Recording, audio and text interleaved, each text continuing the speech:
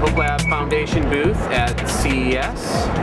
And I'm talking with Richard Tate. Hi. And you are the I'm the Communications and Marketing Director. Great, thank you very much.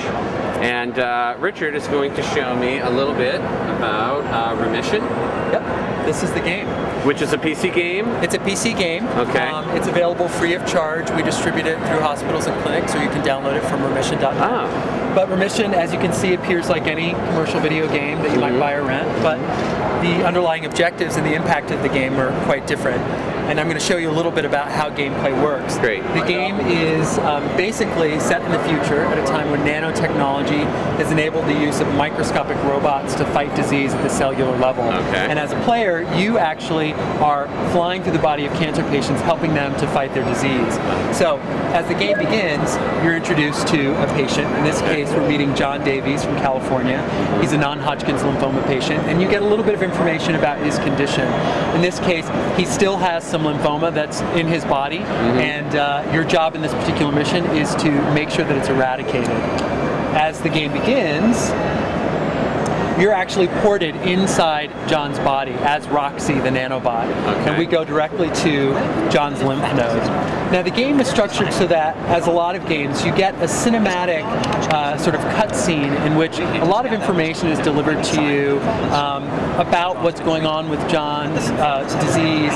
Roxy's getting a briefing here from Smitty, her sidekick. Okay. And this is a bit of narrative content that really gets the player oriented to what's happening in the game. Okay. Now, once this cutscene is over, gameplay begins.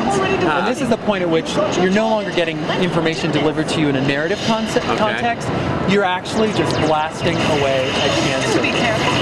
And, as you can see, the cancer cells behave just as they do in real life. They try to move throughout the body, and if you don't eradicate every last one in a colony, you can see them dividing and multiplying.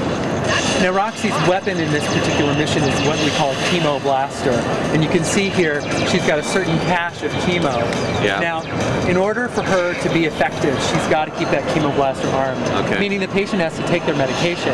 And again, that's key in real life cancer treatment as well. If the young patient doesn't take his or her chemo, they can't eradicate these cancer cells and be successful. So as opposed to the narrative parts of this game, this is a place in which the contingencies of getting Roxy armed with chemo and eradicating every cancer cell are essential to winning. And if you don't do that, you can't win, just like in real life. Gotcha. So as you were saying, this product is part narrative, part gameplay, where part of the game mechanics here are eliminating the cancer cells and all of them, and understanding what their relationship is to a child's own health in fighting the disease. Absolutely. We kind of call it stealth learning. This part in which you're just simply acting out in this virtual world the contingencies that are associated with cancer treatment in real life. That's fantastic. Part of our work now is focused on understanding which parts of this game are what we call the active ingredients. Is it the narrative component, or is it the gameplay component that's the most effective part? And how long has this been out on the market? Remission was released in 2006. Okay. The data on the effectiveness of the game was published in Pediatrics in this August, showing that Remission actually improves psychological outcomes as well as these behavioral outcomes.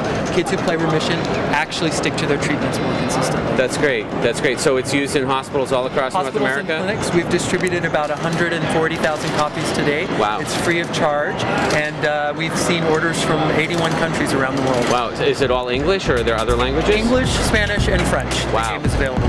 That's fantastic. Thank you very much, Richard.